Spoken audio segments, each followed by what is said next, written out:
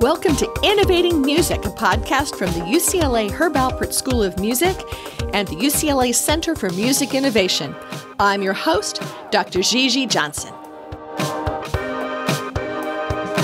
So we promised we would bring Seth Schachner back, and we did, and he talked about not just a little bit about the past again, but a lot about current technologies, future technologies, and how artists and their managers can work with them. He gave a fair amount of intriguing examples, including examples of things that aren't necessarily working all that well.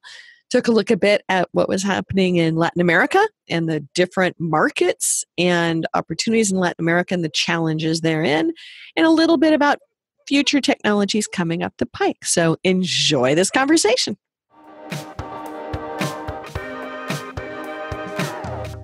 You joined us already once, and we had a wonderful conversation about your interesting pathway in the past. And interestingly, at Digital Entertainment World, several people walked up to me and said that they really loved that podcast, that it reminded them of their own careers. These were other people who are possibly of a similar vintage. Yeah. They appreciated how it kind of framed innovation of the past to exploring innovation now. And I know when we got to the end of that, you'd wanted to kind of continue the conversation in some ways where we hadn't gotten to some of the current innovation stuff that we spent probably a mere 5 minutes on. So that was kind of my target for today. Great.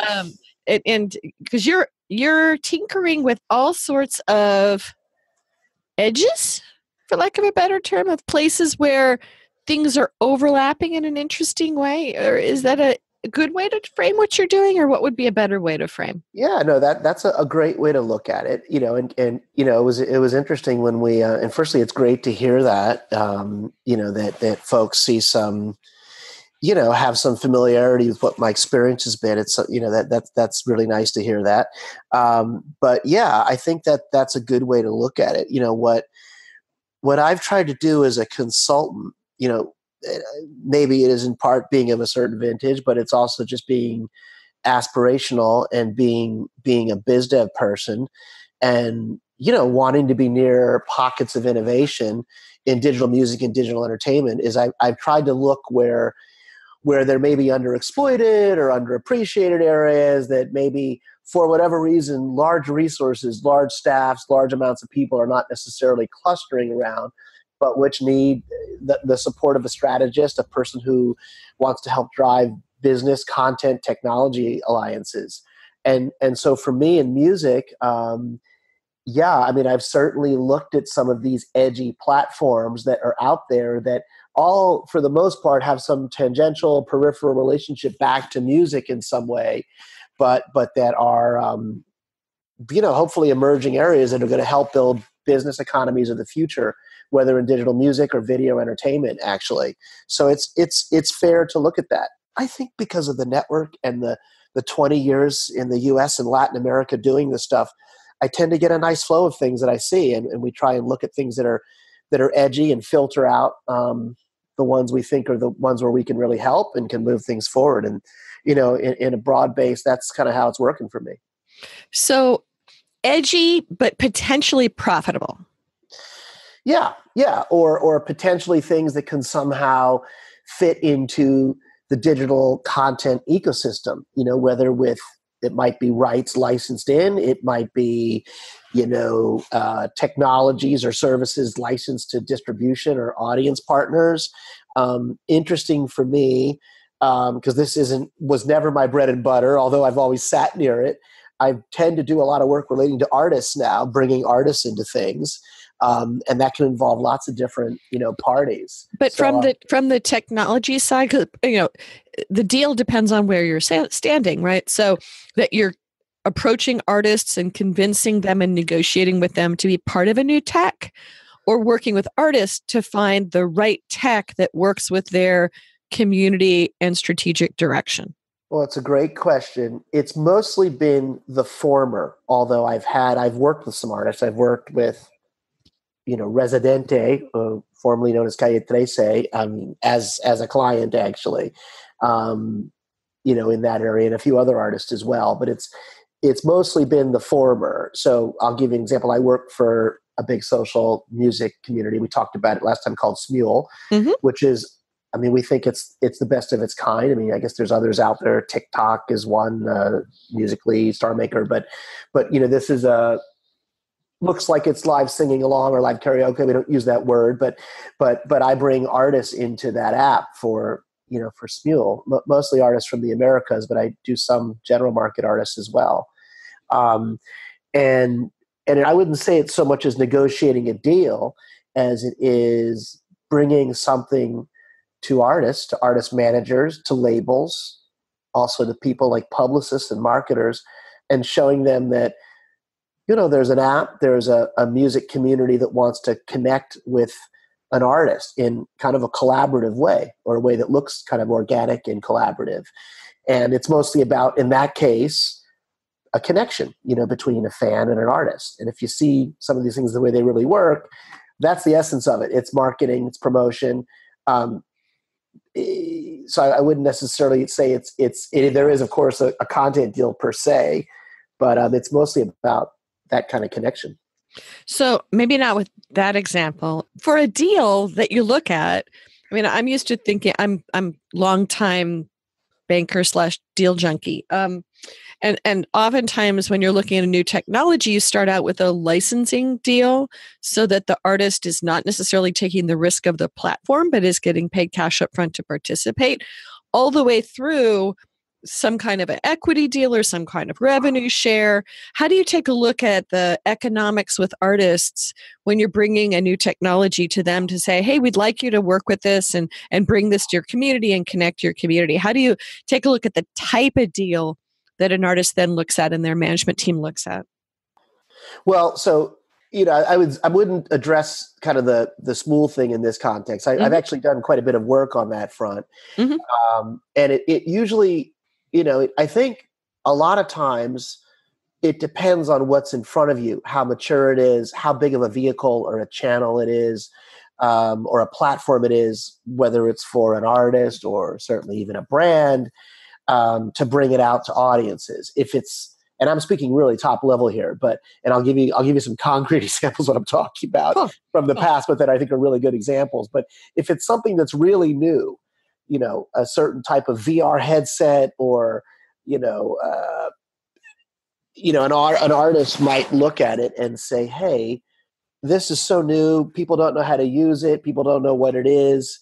I and my own personal brand am going to be a big factor in bringing this thing out to the market. So therefore I need some form of compensation, of consideration, a fee, if you will, for the use of my name and likeness, something else so that I might appear to support this. I'll do a meet and greet at a concert, or I'll do a television or radio advertisement, and I'll give you the rights to a big marketing campaign around it. And I think that's something, if you're looking at a big brand or a big device that's brand new, that's quite a relevant thing to think about. If it's something that is like a store or a big vehicle, and we mentioned one that I think is 45 some odd million members are using it, that's not something that's new, right? And so I think, and I'm not going to address the specifics of the content licensing terms, but I will just say that's not something where a name and likeness fee. Now, I'll give you an example if I can zip back. This is actually a decade ago and 9 years ago. And I know we talked about AOL before. We're not going to go too deep on this, but instead of going back 20 years, go back 10 years when I was running Sony Music's Latin American business. There were these new types of Sony handsets, mobile handsets coming into the market. Sony had a good mobile business at the time. It was actually a venture with Ericsson. It's called Sony Ericsson. And boy, they made the coolest handsets. They did. I love the Sony Ericsson handsets. I had one for a while and I couldn't figure out, other than I did a lot of mobile deals back in those days and actually funded a bunch of mobile companies. So I was overly aware of the economics of the handset business. But separate than that, no, love that handset. Yeah, I mean, I have a shoebox. I'm sure friends of mine have double shoeboxes I've seen in the LA music community, but I've got a shoebox full of these, like pocket cards. Past tools, yeah. Some of the really coolest thing, James Bond style stuff. But anyway, at the time, this is, around the time of iPhone, a little bit, the first gen of the iPhone coming out. Sony was trying to incentivize carriers and users to use these cool handsets. And so there was a phone they did with a British music company called EMI, with one of their marquee artists called Robbie Williams, that was released globally. And I saw it hitting the Latin markets, which I was running for Sony's, running their digital teams. And I still remember going into Sony Ericsson's offices in Miami and seeing this thing. It looked like a combination of a mobile phone deal and a wedding, a big giant wedding party with all sorts of advertisements. And it was a preloaded phone. And so a couple of months, I wanted to do that. This is great. Where do I sign on? Mm-hmm. And making a long story short, but I did a phone with one of our biggest artists that we created content for with him, with Ricky Martin, and a regional partnership with Sony Mobile that frankly I negotiated with just a couple other people over Christmas break. I believe it was 2007 or 2008, for a regional campaign that was synced up with Ricky's tour at the time, a record called Black and White, or Blanco y Negro in Spanish. And we had a record we had released 7 months earlier with MTV that we needed to get MTV's rights on, an MTV Unplugged with Ricky. We needed to get their approval on, and we did, for probably one of the more hilarious trade-offs I've ever done in my career. I think I gave them the rights to sell ringtones in Central America or something along those lines, Ricky's ringtones, in exchange for the right to put this on a handset. And we preloaded handsets with this album. And a guy on my team who was supposed to be a financial analyst went into the studio with me and Ricky and a product manager, and we did all sorts of interviews with Ricky in English and Spanish. And I created a pricing model per handset with Sony. I think we got $5 a phone for the full album and $2 a phone for half the album, something like that. And we released this preloaded phone with Ricky's album cover on it during a tour. Not exactly marketing Nobel Prize, but marketing 101. And sold 1.5 million phones in 3 months, mostly in Mexico, because the carrier there, Telcel, loved it and kids wanted to buy it, I guess. And, I did the same thing about a year later with the artist Shakira, who had also released a record at the time. And that was a similar sort of process with different pricing terms and about half the volume, maybe a little more than half the volume. But both of those things were things where the artist said, what the heck is this idea of a mobile phone being preloaded with music? You're plastering my name and likeness all over it. I'm going to do a tour, or, I want to do meet and greets. And in Ricky's case, I got him an endorsement that kind of collided with his existing tour endorsements. And in both those cases, we had to negotiate kind of whopping name and likeness fees for both artists, actually, Mm-hmm. which I did with my team, and which was wonderful for Sony at the time, because the labels were trying to prove that they too could be in the realm of artist managers or talent managers or agents, or act as 360, type rights enterprises. So those cases, absolutely, because these phones were new.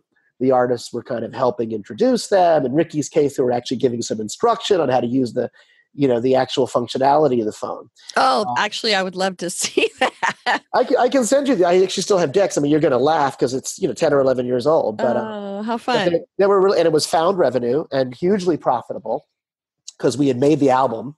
If you looked at a business plan of whatever 2009, 2000, it was this big giant blue variance on the graph. Who did that deal? Whatever. So it was a lot of fun.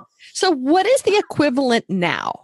Right. So you've got artists, we have all sorts of new technologies. You've been working on some specific ones, but what's the type of deals that are showing up to artists, and what are the type of opportunities with some of the new technologies coming out that, let's say, managers who are listening to this could be thinking about for their artists, or technologies could be thinking about in terms of what they could offer to an artist and their team on finding that edge, that hybrid in the middle of what could be a tech artist win-win deal? Oh, it's a great question. So I don't think I don't know if there's an exact equivalent anymore now. I know that when app stores came about, I think, while they were great, they also killed off things like what I just described, because you didn't really need to do it anymore, and the ringtones went away too. So I think there are probably device partnerships that are out there. I want to say Jay-Z did something a few years back, and I certainly see stuff with with brands that are out there. I mean, just from the Super Bowl a couple of weeks ago, there was something super cool that the artist 2 Chainz did, I think, that integrated, him in a great way in a video with something really, quite frankly, boring and expensing software, basically, in a hilarious way. Oh, I remember that. Yeah. I mean, I just saw an ad pushed to my phone on that today. I mean, I thought that was, frankly, for me, the best of all the music advertising on the Super Bowl. It really resonated. It was hilarious. It's got Adam Scott in it, basically, and playing like a record label finance guy, and it's very much integrated. The video is the brand is integrated into the video, and there's also a 30-second TV spot that they no doubt spent millions on for the actual broadcast that this is integrated into as well. So, I mean, that's classic. I think there are probably ways to go about partnering up with a Samsung or perhaps even an Apple or new device groups. I don't know if it's going to be on the same basis as I described, but that I think one should be aware of. I think about this often when I look at all of these new devices that are out there in kind of the 3D ecosystem, whether they're headsets or some of these new AR, AI type devices. I don't know if they're going to be the exact matches, though, to be really honest with you. So I don't know if they exist in exactly the same way, Gigi, but I think that the other thing that I would mention or think about, I think there, over the last 3 to 5 years, there's been all these different platforms that have come out into the market for artists. And Backstage, Follow, EscapeX, Whale Rock. Some of these things are not just for musicians and music-oriented artists, but celebrities. And though I hate to make broad-based statements, I don't know if there's a huge amount of differentiation in any of them, but I think there is something there in terms of aggregating some of the artists' audience and presence. I like the idea a lot of fan clubs, that there are probably super fans out there that can somehow be converted, into paying fans if you have solid benefits to give them. That could be concert tickets or first look or access or exclusive content and music. And brands could certainly be a part of that. So I kind of look at that maybe as things that are closer to, to sort of predecessors to some of this stuff that I described from 10 years ago, basically. Is there anything that is specific opportunities that you are seeing working in VR and AR? I mean, we're coming off of some would go back to a Gartner hype cycle commentary that VR was the next big coming thing. And, once the VR companies kind of took the promo foot off the pedal, that we then started having, despite bringing all the prices down, some of the prices down, having kind of an air of disappointment about all the promise of VR. And now there's a lot of promise on the AR side. So for those who aren't comfortable with the delineation, because there's mixed reality and all sorts of stuff. I almost said something other than stuff.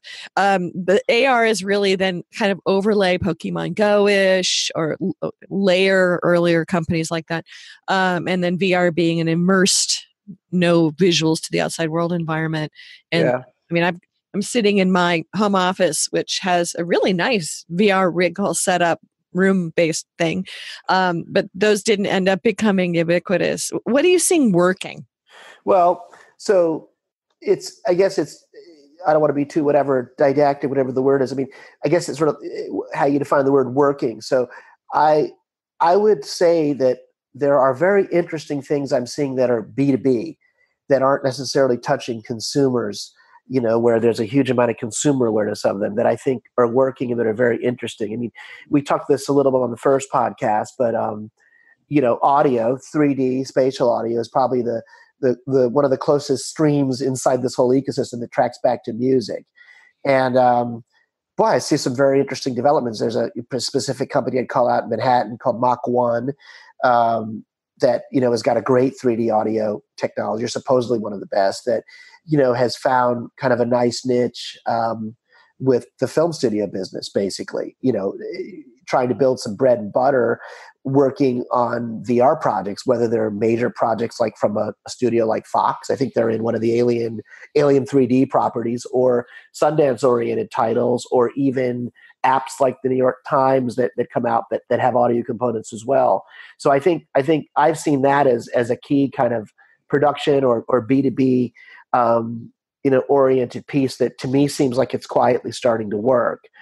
There have been failures in the space. There have been companies, gaming company like Gaudio that came over from Korea that I think tried to build a little bit of an ecosystem that failed. And there's quite a few others that are in the space that are trying to make some headway. Facebook bought one called Two Big Ears from Scotland that I think also is in a developmental state. So I kind of like that area. You can notice that I'm not talking about the 3 or 4 different consumer-facing VR networks out there because I don't necessarily see those as working. I will say to you that as a business development consultant, I'm always out in the market meeting companies, and I've seen quite a few kind of social music-oriented AR apps are in the market. I've seen one called Scanta that looks kind of cool. It's out here talking to loads of artists that brings this idea of augmented reality and plunking you in Rihanna's video, if you will. Several of these are out in the markets now that look really cool and fun.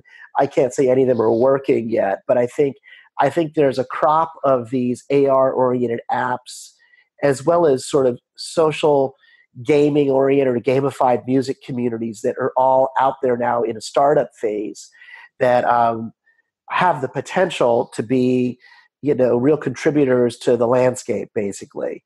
That's been a real fun part of my gig as a consultant is that I get to see a lot of new stuff and hear loads of pitches, basically. So I think there's no shortage of wannabes in the space using AR in music.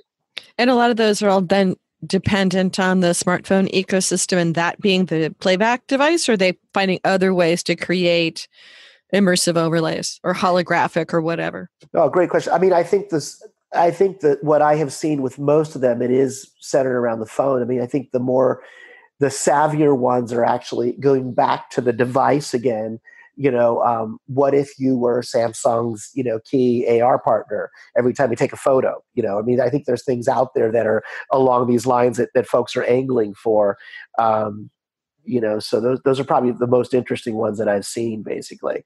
But I think for a lot of these apps, they're not in the position like where I mentioned with, say, a Sony mobile that says, hey, Shakira, we want your content to be preloaded on this device, and we're going to give you a 7-figure name and likeness endorsement fee as consideration for all the support you're going to give. I have not seen one that's, remotely kind of in that space yet to be able to step up and do that.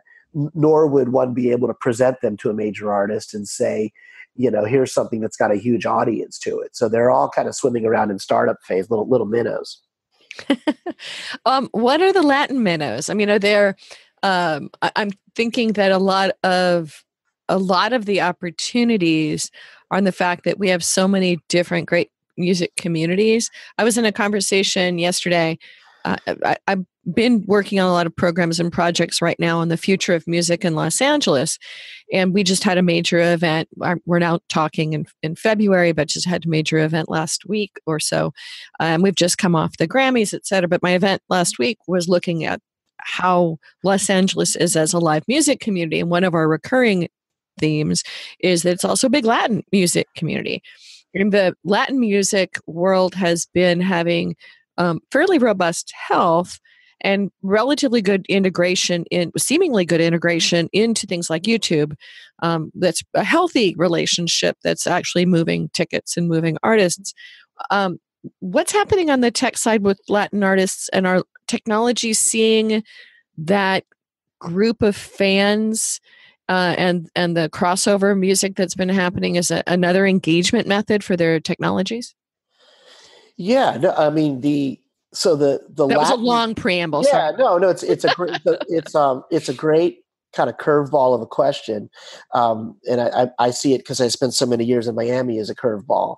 But just from a general perspective, the Latin markets, and that's U.S. Latin or U.S. Hispanic, and that's roughly 60 million people inside the U.S. plus all the stuff south of us, from the big ones like Mexico and Brazil to big areas like the Andean region and Cono Sur, which is, Argentina and Chile and Uruguay. I mean, that's all like incredibly positive stuff across the board, because I think there's been tremendous digital engagement. All the statistics on things like video usage, mobile usage, sharing is I think very, very positive. Plus, there's been, and these are all across, the major digital platforms I'm talking about, from Spotify to YouTube to Vivo, certainly inside Apple Music, and I presume Amazon as well. But we're also seeing, in addition to kind of like just the general uptake, a lot of interesting stuff on the content, meaning we talked about this last time, but I would call it kind of cultural crossover content, meaning artists like Luis Fonsi or Osuna or J Balvin, who are all, primo Latin regional artists. Many of them skew towards reggaeton, which is more of a, urban rap type music that I think if you looked on a map skews a little bit more towards the east of this country than it does perhaps the West Coast, where there's more of a regional Mexican influence. But we're tending to see all this great crossover stuff come in just to the general market. So, the obvious one to point to on the content side is, Despacito from last year, which was just a giant global hit, period, like the biggest one ever. But I think you're seeing that even just looked at the Grammys, how it opened. It was clearly cross-cultural is very much a part of the general market now. So I think that's a really cool kind of key thing to consider. I mean, from the tech side, I think what I've seen, the thing that I'd highlight, if you look at, pick it, YouTube, Spotify, I work for Smool doing Latin stuff, by the way, TikTok, all the major entities, Amazon, Apple, I think they've all progressively built up more and more teams of people and resources, not just sitting in headquarters or even in regional centers like Miami, but increasingly, in the local markets where people should be, in Mexico City, in Bogota, in Sao Paulo, in Buenos Aires. And more you're seeing kind of regional content being represented. Spotify, for example, has, something that is a playlist, but it's really a team of committed people and programmers called Viva Latino, which is, all about reflecting this Latin content. They do events. They're a robust business. And I think Apple's doing the same. I mean, I've worked with the Apple Latin teams for a long time, and have also seen them grow. I've seen them struggle with trying to understand the U.S. Latin market when they first launched their first download stores too. And I think they've kind of paralleled what I'm talking about. I mean, if you're asking about like Latin specific tech, I kind of tend to see there are technologies and that are specific to places like Miami. I'll mention one interesting one that is more of a licensing platform called So Stereo. That has this idea of doing online syncs and connecting brands and buyers, and tailoring it towards the Latin content community is an interesting place. Mention one that's kind of split between Madrid, between Miami and Mexico City, called TubiTube. That's more of an influencer platform that Warner has a deal with as well, that is very Latin centric. But I tend to think that Latin America is a big part of the digital community, and so it's increasing its representation with all the key partners. Are there any challenges specific to the Latin music communities? Oh, definitely. I mean, I think from a digital business perspective, there are very distinct elements about Latin America in general that I probably apply across the board to lots of industry verticals, not just music, that if you don't like pay attention to them, you're not going down the right road. I mean, one of the bigger ones is always pricing. So if you're going to go into a region with 17, whatever it is, 15 territories in it, some of them may have, and this as a banker and finance strategy, but I mean, wildly disparate, comparisons to the United States or European markets. Argentina is a great example. They've had so many different currency swings and revaluations. There's a classic comparison of when you start to look at setting up digital businesses in that territory. I always remember doing this exercise where you compare what the price of a Big Mac should be. That's right. Yeah, there you go. So, and I think that's a very elemental but basic comparison. And if you're Apple or Spotify or your telecom personnel launching, a music service in that territory, how do you price it? And, I mean, certainly you get into territories like Central America where it's even a more extreme comparison. You have to price it properly, basically, whether you're a wholesale pricer or you're a service doing the retail price for it. So that's always a big factor. I think free is always better. I think one of the reasons Spotify has been, successful is that they had a really strong free offering, and I think some of the services in the region probably didn't have it. And I think if you look at music services that are somehow subsidized, and the mobile carriers are a good example of that. I think if it feels free to a consumer and you're in Mexico or you're in Brazil, that's a wonderful way to bring a service to market and increase adoption of it as well. So that's always a big factor. Taxes are a big factor. Go to some of these markets like Brazil, if you were to sell a piece of content there, they have multiple layers of taxes, that hit things that can make models very unappealing if you're trying to compare it to a market like the US.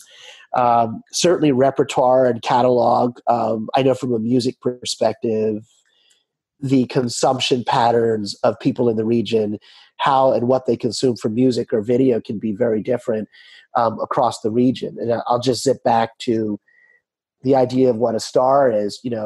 Someone in Chile might consume very different music or video or repertoire in general than someone in Puerto Rico might. It's just the way it is, basically. So I think anyone going into these markets needs to have a savvy kind of content and repertoire strategy. I also think this applies whether you're a music service, or I talked to this recently in LA here at a conference. I think some of these OTT services that are going in with video, I think I don't necessarily think you go in like Amazon with the same thing. It works. You got to have differentiation. So those are probably things that stick out in my mind. And having strong regional teams is always a big thing. The Miami market is key, I think, because someone needs to, strategize for the whole region and think big and coordinate with headquarters in LA or New York and make sure that things are heading in a strategic direction. That's kind of from an organizational perspective as well. So there's a bunch of stuff there to think about. Is there anything that you are tinkering with that has to do with live performance?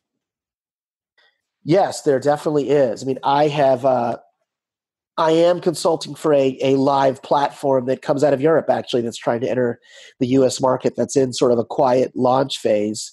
And it's an interesting thing bringing something into the U.S. market in that area because, whatever tweaks or bells or features you have on it, say you have something that gives you wonderful pricing abilities so you can fight off scalpers, or has a better revenue share if you're an artist that wants to put something up directly on a live platform.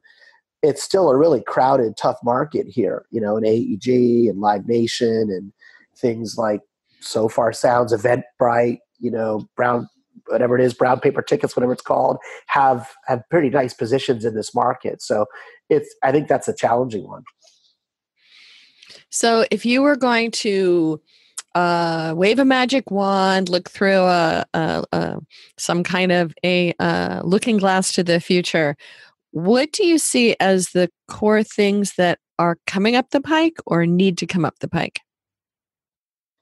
Well, the core thing, the most interesting thing I've been seeing lately that I think is kind of coming down the pipe in a big way are things that kind of take this idea of artist platforms to a new level and draw on everything that's out there. And, look at things like perhaps super fans, huge consumers on Spotify or some of these platforms, and bring new services to them in kind of concentrated ways that could create different economies that are out there. I see that as very, very exciting. Those could be fan clubs, but that are Uber fan clubs that pull artists, into a new realm and that give them more economies beyond just distribution and concert tickets, and drawing a lot of things together, from collectibles to access to ticketing access to selling music for sure. That to me is one of the more exciting things that are out there right now. And then things you wish were coming? Things that I wish were coming. I think that this whole 3D ecosystem, I wish there was something out there that was easy and cool to use, basically, whether it was just on a phone and easy to do, that was a more immersive experience and connected in everyone's audience and music. That would be kind of fun to see that as well. Absolutely. So if you were going to give free advice to music managers or people working with up and coming artists, how might they find their way into engaging with new technologies? Well, that's a great question, and managers have been on my radar in a big way, because I think they need to start thinking strategically and planning as well, because I think a lot of these new platforms that I'm seeing as a business developer are just as applicable to an artist manager or an enterprising publicist or marketer as they are to someone who holds the recorded music content. And I think that is also an incredibly exciting area. If, pick it, a Rock Nation, a Maverick, a Red Light, a major management interest, a Westwood, a Satrac in Latin markets start acting more perhaps strategically beyond just the day-to-day tactical stuff of concerts and appearances and record label deals. It goes back to some of these concepts even at the dawn of the digital era. I remember a company called Artist Direct, that was way out there, where some of these artist economies can start becoming disruptive. United Masters, which is maybe a model of this, which is, I don't know if it was the first year or two of it was the best, but I think it's something that's got some very interesting potential in it, where, it has data that I think they're trying to sell and strategize around. But beyond that, there's lots of capital in the company and a lot of technology interest behind it. And if the right people come in, it could be some sort of behemoth, for the future. So that's what I would start to say, is that, think more strategically, bring on strategic people as well. Because I think the future is not written yet for this business, and it may look very different than the past.